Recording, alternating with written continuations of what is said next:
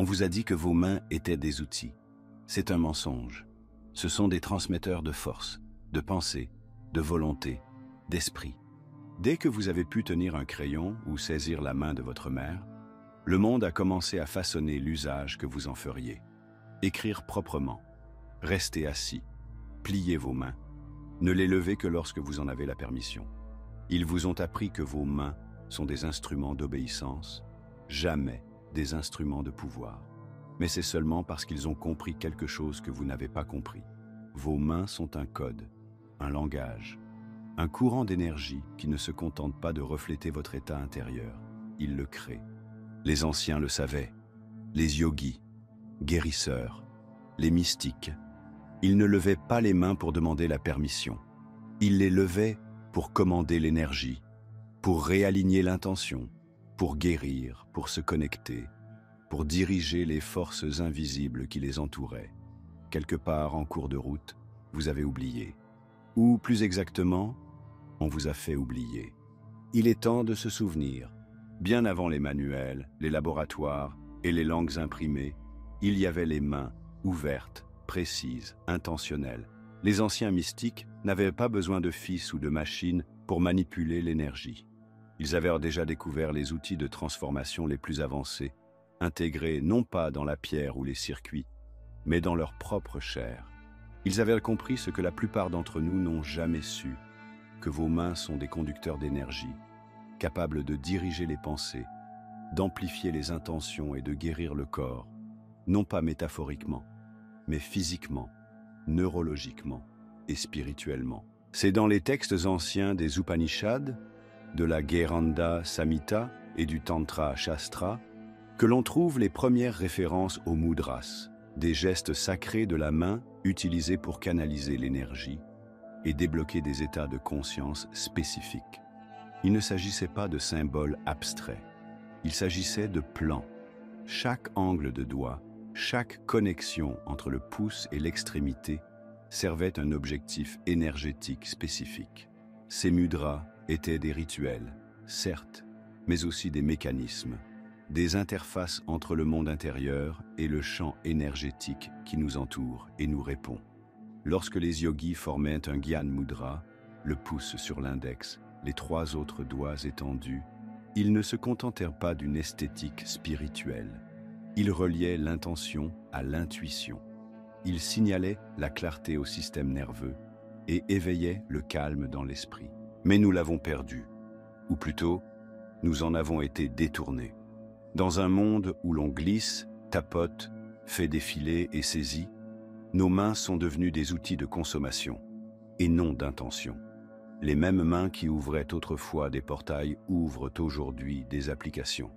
Et pourtant, le code demeure, enfoui sous le bruit culturel et les distractions numériques, attendant d'être rappelé. Il attend d'être utilisé. Pranam Mudra, Anjali Mudra, Apana, Shuni, Dhyana, chacun a sa propre fonction, sa propre fréquence. Certains pour calmer, certains pour donner de l'énergie, certaines pour nettoyer, se concentrer ou se connecter. Il n'est pas nécessaire de croire au mysticisme pour en ressentir les effets. Les neurosciences modernes confirment aujourd'hui ce que les anciens ont toujours su. Les gestes de la main influencent les fonctions cérébrales. Ils stimulent les voies neuronales, redirigent l'attention et activent des boucles de rétroaction internes qui peuvent modifier non seulement l'humeur, mais aussi la physiologie. L'esprit réagit à la forme. Le corps écoute la main. Il ne s'agit pas de superstition. Il s'agit de recalibrer votre relation avec un objet que vous utilisez tous les jours, sans savoir à quoi il sert vraiment. Vos mains sont plus que le prolongement de vos bras, elles sont le prolongement de votre conscience. Elles sont porteuses de mémoire, d'intention et d'énergie. Lorsque vous les utilisez inconsciemment, elles perdent de leur puissance. Mais lorsque vous les utilisez avec conscience, elles deviennent des conducteurs. Certaines vérités sont trop anciennes et trop puissantes pour être expliquées ici. Nous partageons ce qui ne peut être dit sur YouTube dans notre lettre d'information gratuite Insights Academy. Vous recevrez également une copie numérique gratuite du Kybalion pour une durée limitée. Le lien se trouve dans la description. Ce n'est pas pour rien que les chefs spirituels, les guerriers et les anciens guérisseurs utilisent des gestes spécifiques. Pas parce qu'ils sont jolis, parce qu'ils fonctionnent. Ces schémas, ces codes, façonnent les champs d'énergie, influencent les signaux hormonaux, ancrent les pensées dans le corps. Nous parlons de manifestation comme si tout était dans l'esprit, mais la pensée sans alignement physique n'est que du bruit. C'est par le geste que la pensée prend forme. Vos doigts ne sont pas aléatoires. Vos paumes ne sont pas passives. L'espace entre vos mains n'est pas vide. Il est vivant. Une fois que vous avez appris à la façonner, vous cessez de laisser votre énergie au hasard. Vous cessez de chercher la clarté et commencez à la former. Vous cessez d'espérer le changement et commencez à le canaliser. Car vos mains ne sont pas censées rester inactives. Elles sont faites pour créer. Chaque fois que vous bougez vos mains, vous parlez, pas avec des mots, mais avec de l'énergie. Et que vous vous en rendiez compte ou non, quelque chose, quelqu'un, écoute toujours. Le corps écoute, l'esprit écoute, le champ qui vous entoure écoute. Vos mains, dans leur positionnement, leur mouvement, leur immobilité, émettent des signaux en permanence. Mais le problème, c'est que personne ne vous a jamais enseigné le langage. Lorsqu'un yogi forme un mudra, il ne se contente pas de modeler ses doigts. Il complète un circuit. Les doigts deviennent des conduits, reliant les signaux électriques du corps aux intentions de l'esprit. Le corps n'est pas seulement biologique, il est électrique. Vous êtes fait d'énergie, entouré d'énergie, pulsant d'énergie. Les mains ne sont pas seulement des extensions du corps, elles sont des régulateurs du flux. Et ce flux, lorsqu'il est mal aligné ou inconscient, se transforme en chaos, anxiété, fatigue, confusion. Mais lorsqu'il est aligné, il devient précision, le calme, magnétisme, flux, pensez-y. Tous les grands rituels que vous avez vus dans la religion ou les cérémonies impliquent les mains pour la prière, paumes ouvertes, mains sur le cœur, mains levées vers le ciel. Du catholicisme à l'hindouisme, des moines bouddhistes au sujoud islamique, le positionnement des mains n'est jamais accidentel. L'acte de placer les mains dans une formation spécifique a toujours été une déclaration symbolique et énergétique. Les mains indiquent au système, interne et externe, l'état que vous choisissez. Révérence, abandon, réception, offrir, concentration. Même dans votre vie quotidienne, vos mains participent constamment à des rituels. Vous saluez par une poignée de main, un signe universel de paix et de non-agression. Vous levez la main pour parler. Vous faites un signe de la main pour signaler votre présence. Vous placez votre main sur votre poitrine lorsque vous dites « je ». Tout cela a été hérité, mais on ne vous a jamais appris à l'utiliser avec intention. Les rituels ont survécu. La conscience, elle, n'a pas survécu. Et dans ce fossé entre le geste et le sens, le pouvoir s'échappe. Vous défilez sans fin avec les mêmes mains qui servaient autrefois à modeler votre respiration et à vous concentrer. Vous saisissez le volant, serrez les poings, gigotez, tapotez, glissez, saisissez. Aujourd'hui, la plupart des mouvements de vos mains sont réactifs et non intentionnels. Ils répondent au stress, à la distraction, à l'ennui. Ce ne sont pas des instruments de choix, mais de conditionnement. Il ne s'agit pas d'une erreur, c'est le fruit d'une conception. Lorsque l'on est entraîné à n'utiliser ses mains que pour la consommation et la productivité, jamais pour le calme, jamais pour l'énergie, on est entraîné à vivre à l'extérieur, à oublier que ces outils étaient autrefois des portails. Vos mains sont devenues des extensions de la technologie, du capitalisme, de l'activité.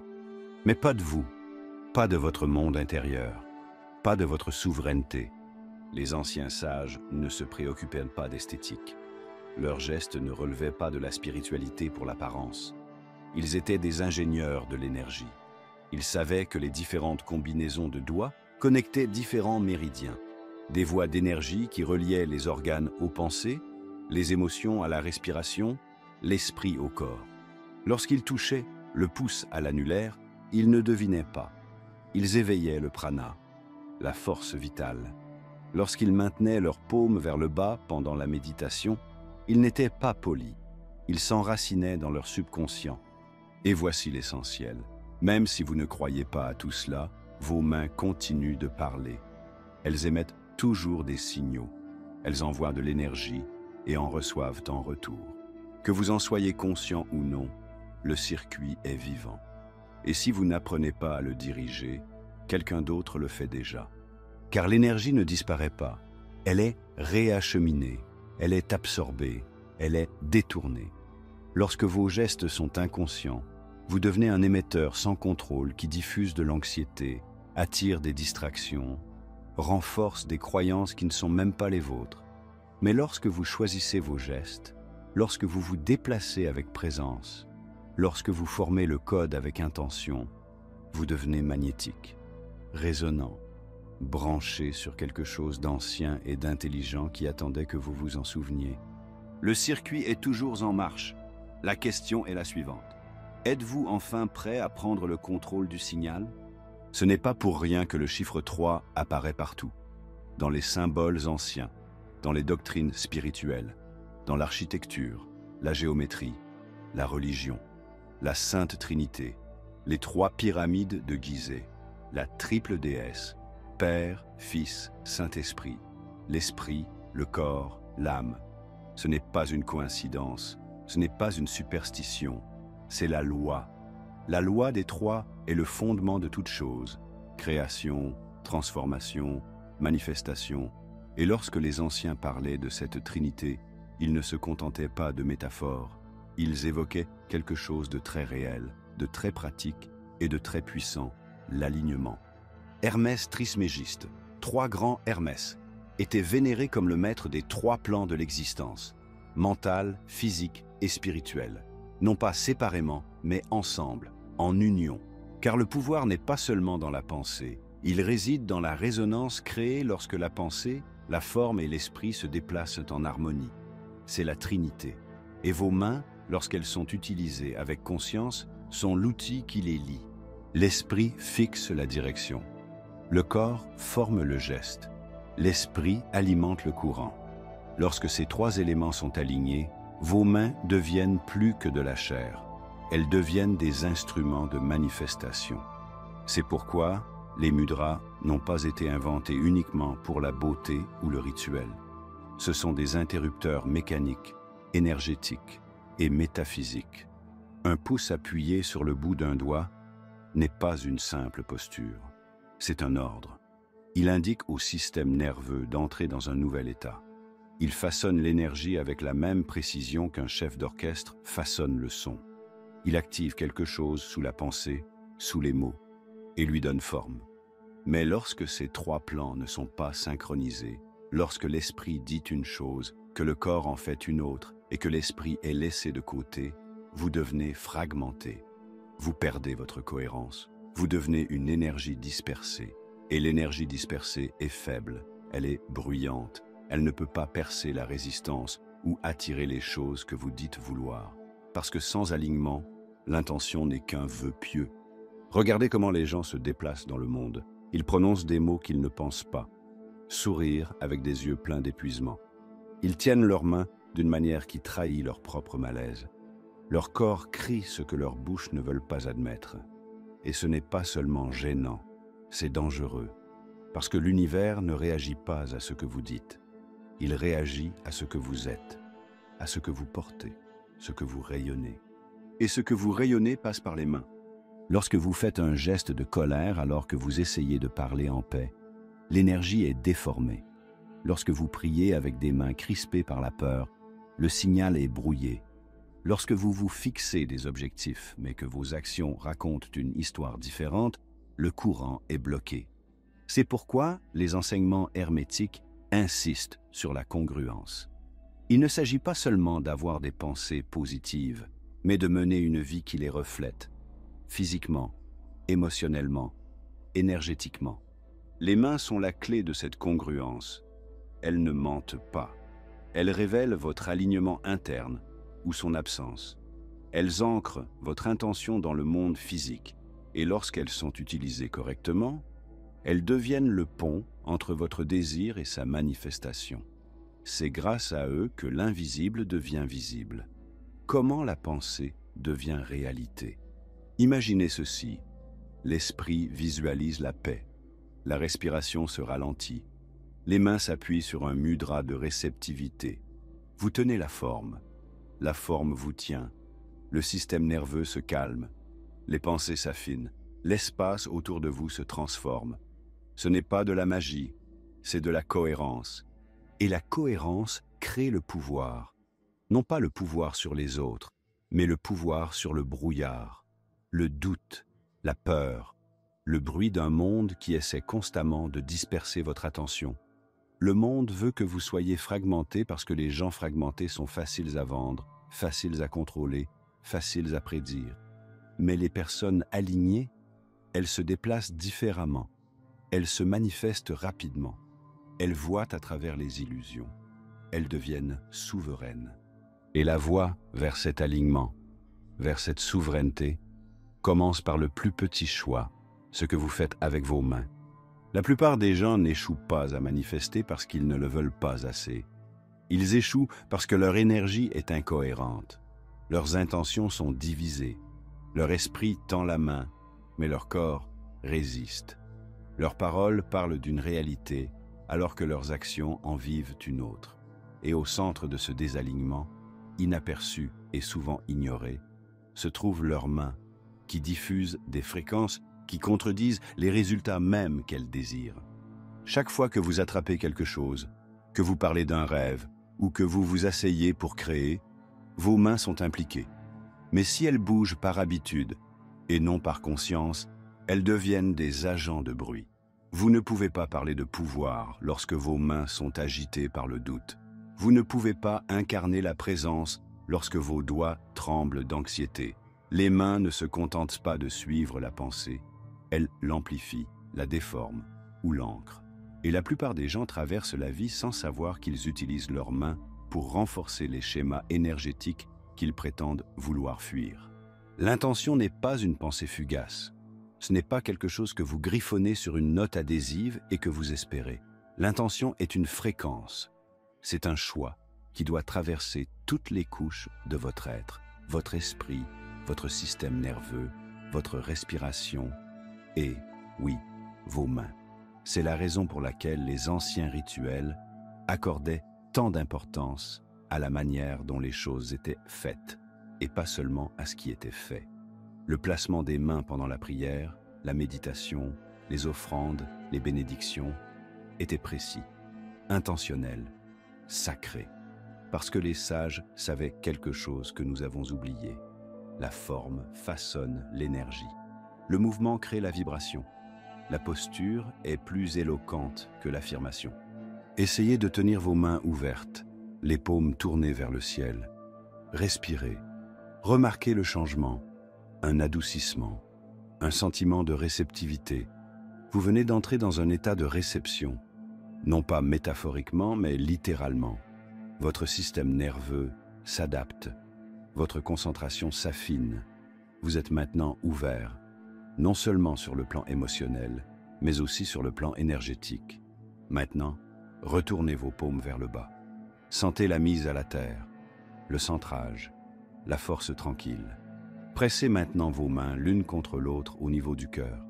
Ce n'est pas pour rien que cette posture existe dans toutes les religions et cultures.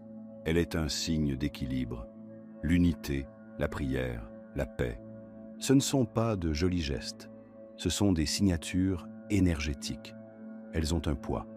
Elles forment le champ électromagnétique qui entoure votre corps et influence ce qui entre ou sort de votre conscience. Lorsque vous mangez, lorsque vous parlez, lorsque vous touchez un autre être humain, votre énergie passe d'abord par les mains. Elles sont les premières à s'étendre, les premières à se défendre, les premières à se connecter. Et lorsque vous les utilisez inconsciemment, vous créez des contradictions. La contradiction, c'est le chaos. C'est ce qui arrive lorsque vous dites que vous voulez la paix, mais que votre corps se prépare à la guerre. Lorsque vous voulez être en contact, mais que votre posture crie ou replie sur soi. Lorsque vous méditez pour trouver la clarté, mais que vous restez assis, crispé et sur vos gardes. L'univers n'est pas confus, c'est vous qui l'êtes, et c'est votre énergie qui lui donne des instructions. Vous vous demandez alors pourquoi les manifestations n'aboutissent pas, pourquoi les mêmes cycles se répètent, pourquoi l'intention semble creuse. Regardez vers le bas. Où sont vos mains lorsque vous parlez de ce que vous voulez? Sont-elles ouvertes? Sont-elles alignées? Ou accomplissent-elles un tout autre rituel? Le corps ne ment pas. Les mains ne mentent pas. Elles sont le dernier traducteur de ce que vous croyez réellement. C'est pourquoi la guérison ne commence pas par des idées. Elle commence par l'incarnation. Il n'est pas possible d'annuler le code énergétique avec des mots seulement. Vous devez le vivre, le respirer, le manifester. L'intention ne doit pas seulement être ressentie, elle doit être façonnée. Parce que vous ne manifestez pas ce que vous voulez, vous manifestez ce que vous êtes. Et ce que vous êtes est constamment écrit, sculpté et diffusé par vos mains. Dès le début, on vous a appris à vous asseoir sur vos mains, à les garder immobiles, de ne pas les toucher, de ne pas les atteindre, de ne pas les déranger, les plier proprement sur votre bureau, les garder visibles mais immobiles. Ne vous agitez pas. Ne faites pas trop de gestes lorsque vous parlez. Ces règles n'ont rien à voir avec les bonnes manières, mais avec le contrôle. Vous n'appreniez pas seulement l'étiquette. On vous conditionnait à vous dissocier de l'un de vos plus anciens outils de prise de conscience. Le système éducatif ne vous apprend pas à utiliser votre énergie. Il vous apprend à la réprimer. La structure est la même partout. S'asseoir en rang droit, les mains face à soi, lever une main pour parler, utiliser l'autre pour prendre des notes. La main qui se lève devient la main qui écrit, tape et signe. Mais jamais la main qui canalise, jamais la main qui écoute. On vous a appris à associer vos mains à l'obéissance et à la production, et non à la créativité ou à la conscience. Puis vint la technologie. L'écran a pris la place de la salle de classe. Vos mains, autrefois façonnées par le geste, sont devenues façonnées par la fonction. Taper, balayer, faire défiler, répéter. Ce qui créait autrefois des rituels crée aujourd'hui des boucles de dopamine. Les mains ont été réduites à des instruments d'interaction, des mécanismes d'entrée et de sortie dans un système numérique qui se nourrit de distractions. Mais ce qui se perd vraiment, c'est le toucher. Pas seulement le contact physique, mais la sensation intérieure de connexion avec son corps, à votre respiration, à sa propre présence. Regardez autour de vous. Les gens touchent leur téléphone plus qu'ils ne touchent la terre, plus qu'ils ne touchent les autres humains, plus qu'ils ne se touchent eux-mêmes avec conscience. Et pourtant, ils se demandent pourquoi ils se sentent engourdis, pourquoi ils sont toujours fatigués, pourquoi l'anxiété s'insinue comme de l'électricité statique à la périphérie de chaque moment de calme. Ce n'est pas un mystère, c'est une déconnexion. Vous n'avez jamais été conçu pour vivre votre vie uniquement à partir du cou. L'esprit n'a jamais été conçu pour tout porter seul. Le corps est censé aider. Les mains sont censées guider. Mais c'est dangereux pour le système. Car lorsque les gens sont conscients de leur énergie, ils deviennent difficiles à manipuler. Ils cessent de réagir automatiquement. Ils cessent de rechercher un faux confort. Ils commencent à reconnaître quand leurs instincts ne correspondent pas à leur environnement. La prise de conscience est une menace. Le système encourage donc le bruit, l'affairisme, la consommation. En arrière-plan, les mains prennent des habitudes inconscientes. Saisir, cliquer, rafraîchir, répéter. Vous pensez vous détendre, mais vos doigts bougent encore. Vous pensez vous reposer, mais votre système nerveux ne s'arrête jamais de scanner. Vos mains continuent d'envoyer des signaux, mais aucun d'entre eux n'est intentionnel. Cela crée une statique énergétique. Cela obscurcit votre champ. Cela perturbe votre intuition. Vous ne pouvez pas entendre les chuchotements de votre corps lorsque vos doigts réclament une stimulation. Et pourtant, tout cela peut être inversé. Vous n'êtes pas né déconnecté. Vous avez été entraîné à l'être. Cela signifie que vous pouvez désapprendre. Réveiller ce qui a été émoussé. La première étape n'est ni importante ni spectaculaire. Il s'agit de se souvenir que chaque geste est un choix. Chaque posture est un programme. Chaque contact est une transmission. La question est de savoir à qui appartient le programme que vous exécutez. Est-ce le vôtre ou celui qu'on vous a transmis? Vous le saurez en voyant ce que vous ressentez lorsque vous joignez vos mains dans l'immobilité. Pas en réaction, pas en distraction, mais en conscience. Lorsque vous faites cela, le bruit commence à se dissiper. Et sous le silence, votre propre pouvoir commence à revenir. Avant même de prononcer un mot, votre corps parlait pour vous. Bien avant d'apprendre à faire des phrases, vous avez instinctivement tendu la main, enroulé vos doigts, cherché la sécurité, repoussé ce qui ne vous convenait pas. Ce n'était pas seulement un comportement physique, c'était votre premier langage. Un langage fait d'énergie, de sensations et d'intuition. Un langage qui ne nécessitait pas de pensée, seulement de la présence. Et vos mains le parlaient couramment. Elles savaient ce qu'il fallait faire. Mais au fil du temps, ce langage a été remplacé par du bruit, une structure, des scripts.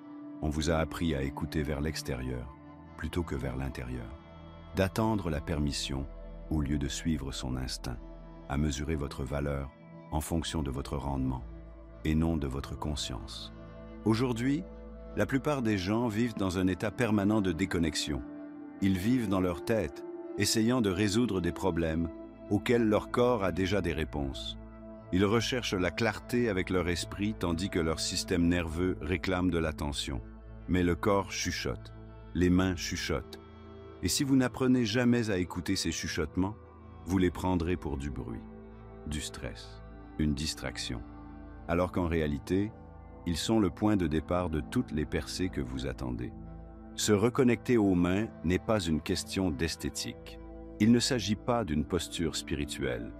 Il s'agit de retrouver l'accès à son propre tableau de bord énergétique. Car lorsque le corps recommence à parler et que les mains commencent à écouter, vous accédez à une intelligence plus profonde, celle qui sait quand quelque chose ne va pas avant que la logique ne le rattrape, celle qui sent que vous n'êtes pas aligné, bien avant que la vie ne vous oblige à y prêter attention. Commencez modestement. Observez vos mains en silence. Sont-elles tendues, froides, agitées? Sont-elles ouvertes ou serrées, immobiles ou agitées? Il ne s'agit pas de sensations superficielles. Ce sont des indicateurs. Votre système nerveux n'est pas aléatoire. Votre énergie ne se déplace pas sans histoire. Chaque contraction, chaque sensation, chaque changement subtil est une ligne de dialogue entre l'intérieur et l'extérieur. Plus vous maîtrisez ce langage, moins vous vous fiez à la validation externe pour savoir comment vous vous sentez. Lorsque vos mains reposent paumes vers le haut, votre corps est en état de réception. Lorsque vos doigts s'entrelacent et se serrent, vous vous préparez inconsciemment à la tension. Lorsque vous placez une main sur votre cœur et que vous respirez, le corps l'interprète comme une sécurité. Il ne s'agit pas de suppositions. Ce sont des réponses câblées par des milliers d'années d'évolution, de rituels et de mémoire énergétique. Et lorsque vous vous reconnectez à elles, vous commencez à récupérer quelque chose que ce monde tente désespérément de vous voler, votre propre sensibilité. Car la sensibilité n'est pas une faiblesse, c'est de l'information, c'est la profondeur, c'est le pouvoir. Plus vous devenez sensible à votre propre langage énergétique, plus il est difficile pour la manipulation de s'installer. Vous repérez les fausses urgences. Vous résistez aux conflits inutiles. Vous sentez l'attraction de l'alignement avant que le monde ne vous dise ce qui est rentable, acceptable ou stratégique. Vous évoluez dans le flux et non dans la peur. Et les mains deviennent les premières à vous montrer le chemin. Nous pensons souvent que l'intuition est une voix intérieure noble, enfouie dans les pensées. Mais le plus souvent, elle est physique. Elle est ressentie par les tripes, la respiration, le bout des doigts. L'intuition vit dans le moment où votre main plane avant de toucher quelque chose qui ne va pas. Elle réside dans le délai qui s'écoule avant de serrer la main de quelqu'un et de sentir que quelque chose ne va pas. C'est la chaleur qui se répand dans vos paumes lorsque vous dites une vérité qui résonne, ou la froideur qui suit un mensonge dont vous venez d'essayer de vous convaincre qu'il était vrai. Votre corps sait, vos mains le savent. Et tout ce qu'il faut, c'est cesser de les ignorer, de cesser de supposer que seul l'esprit détient l'intelligence. Parce que les mains n'ont jamais été des instruments stupides, mais des messagers sacrés. Elles portent les histoires que votre bouche ne sait pas raconter. Elles révèlent les vérités que votre esprit a tenté d'étouffer. Et lorsque vous vous reconnectez à elles, non seulement la clarté revient, mais aussi la direction. Vous n'avez pas besoin de conseils supplémentaires. Vous avez besoin de vous reconnecter à la partie de vous qui essaie d'attirer votre attention depuis des années. Elle n'est pas à l'extérieur, elle est juste là, entre vos deux mains. Vous n'avez pas besoin d'un monastère pour changer votre vie. Vous n'avez pas besoin d'une montagne, d'un mantra ou d'un gourou spirituel. Vous avez besoin d'une pratique, d'un rituel, un retour aux petits moments intentionnels qui réalignent votre énergie et rappellent à votre système nerveux qui est en charge. En réalité, vous effectuez déjà des rituels tous les jours. La façon dont vous vérifiez votre téléphone au moment où vous vous réveillez. La façon dont vos mains cherchent de la caféine avant même que votre corps n'ait demandé du carburant. La façon dont vous défilez avec votre pouce comme si c'était une seconde nature.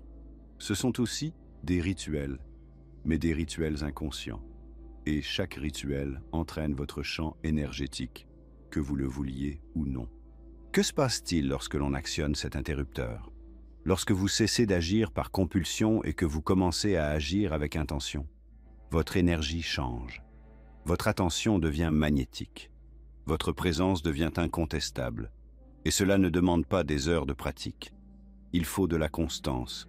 Il faut quelques instants chaque jour pour déclarer à votre système, à votre champ et à votre réalité. C'est ce que je suis en train de devenir. Il existe des positions de la main qui permettent de débloquer ce changement.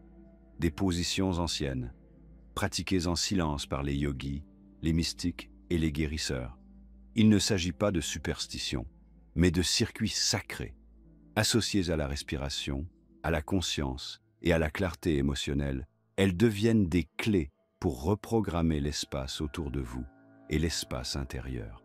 Il y a le geste de réception, les paumes ouvertes, les doigts souples, posés vers le haut sur les genoux ou sur les côtés. Ce n'est pas seulement un signe d'ouverture, c'est un acte de confiance. Il indique au corps de baisser sa garde, de cesser de s'agripper, de permettre. Vous ne pouvez pas recevoir ce à quoi vous résistez. Et la plupart des gens vivent leur vie en se crispant et en se demandant pourquoi rien ne coule. Les mains ouvertes ne sont pas passives, elles sont puissantes.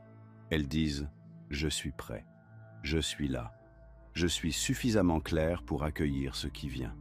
Il y a ensuite le geste de la création, les paumes tournées vers le bas, reposant sur les genoux, posées fermement sur une surface ou étendues vers l'extérieur. Il s'agit d'une mise à la terre, l'ancrage.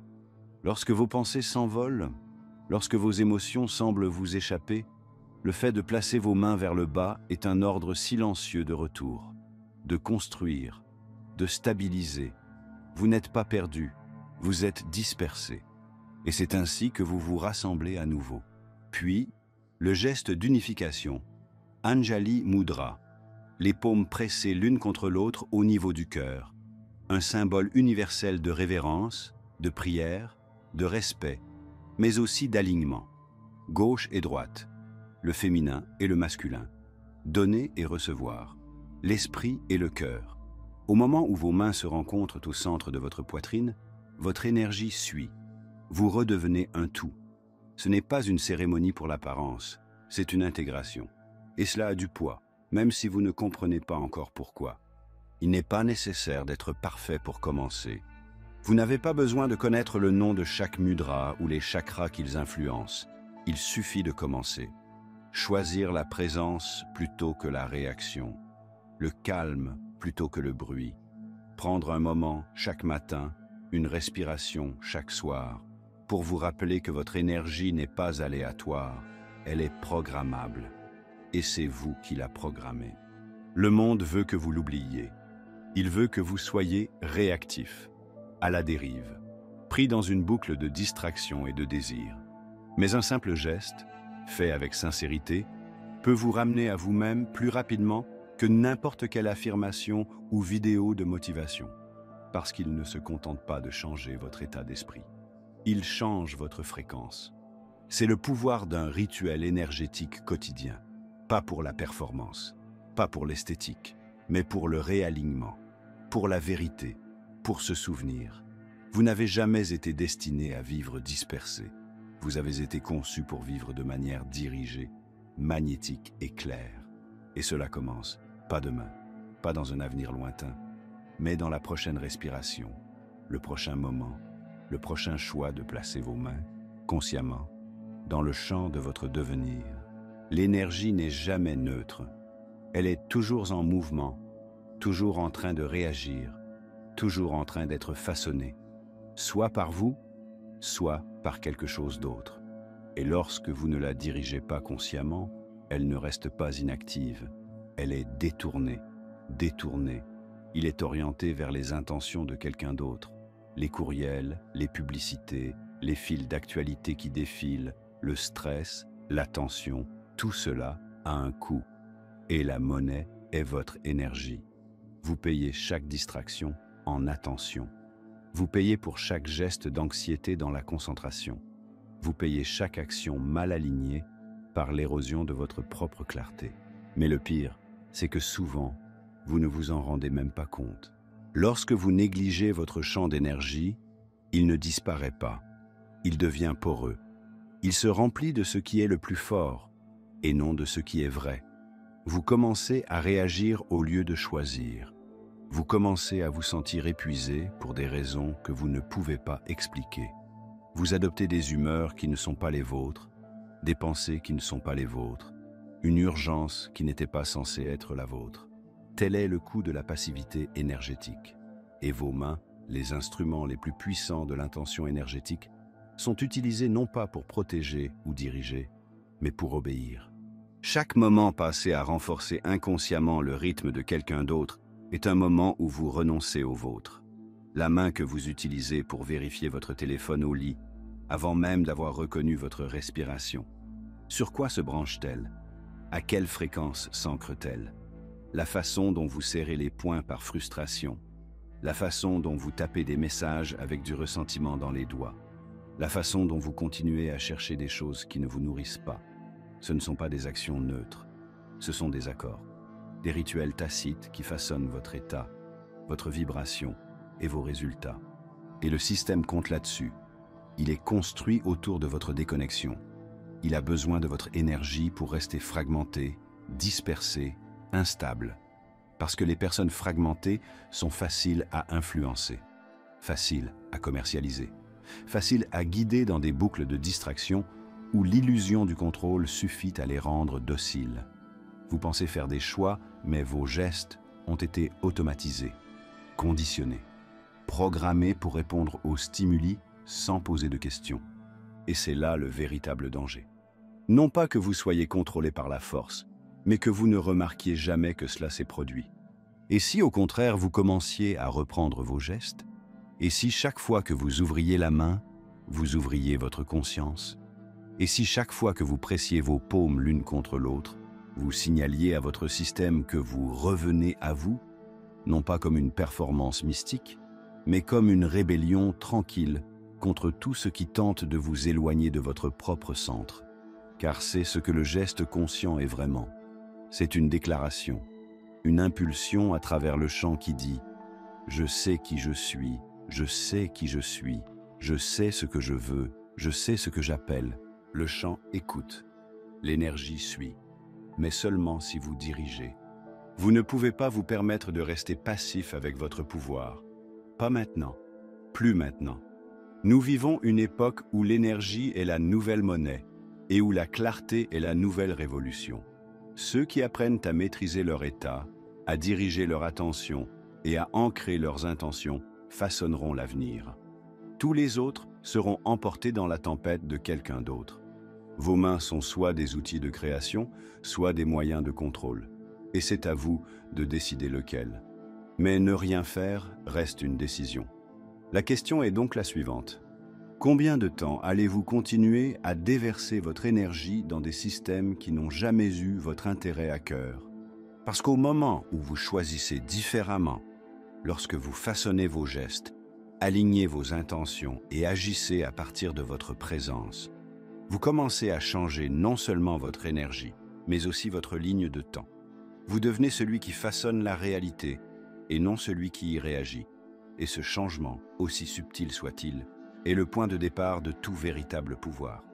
Vous avez passé votre vie à vous faire dire que votre pouvoir se trouve quelque part à l'extérieur de vous, que c'est quelque chose que vous devez poursuivre, gagner ou trouver. Un titre de travail, un solde bancaire, un symbole de statut. Ils vous ont vendu l'illusion que si vous travaillez suffisamment dur, devenez suffisamment sympathique, êtes suffisamment performant, alors peut-être, juste peut-être, vous vous sentirez puissant.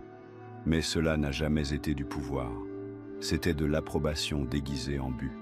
C'était de l'obéissance déguisée en succès. Le vrai pouvoir a toujours été avec vous, dans votre corps, dans votre respiration, dans votre conscience et dans vos mains. Vos mains sont la dernière frontière. Elles sont la fin du système nerveux, mais le début de la création. Tout ce que vous avez construit, touché, façonné, tenu ou abandonné, vos mains l'ont fait. Chaque mot que vous avez écrit, chaque geste d'amour ou de résistance, chaque frontière tracée ou franchie, tout est passé par elles. Et pourtant, la plupart des gens passent leur vie à utiliser leurs mains sans jamais vraiment comprendre ce qu'elles sont. Des conducteurs, des antennes, des miroirs de votre état interne. Elles ne se contentent pas d'agir, elles transmettent. Lorsque vos pensées sont alignées, vos paroles claires et vos actions ancrées dans la vérité, vos mains commencent à rayonner de cohérence. Et cette cohérence est magnétique. Elle attire les opportunités, la clarté, la guérison. Non pas à cause de la chance ou du hasard, mais parce que vous n'émettez plus de bruit, vous émettez un signal. C'est la différence entre vivre par réaction et vivre par intention, entre courir après la vie et la générer. Vous n'avez pas besoin de plus de rituels, vous avez besoin de plus de présence. Vous n'avez pas besoin d'apprendre 10 nouvelles techniques, mais de maîtriser un simple geste effectué consciemment. C'est là que se produit la transformation. Non pas dans la complexité de la pratique, mais dans la sincérité de la présence qui la sous-tend. Lorsque vous pressez vos paumes au niveau du cœur et que vous respirez intentionnellement, tout le système réagit.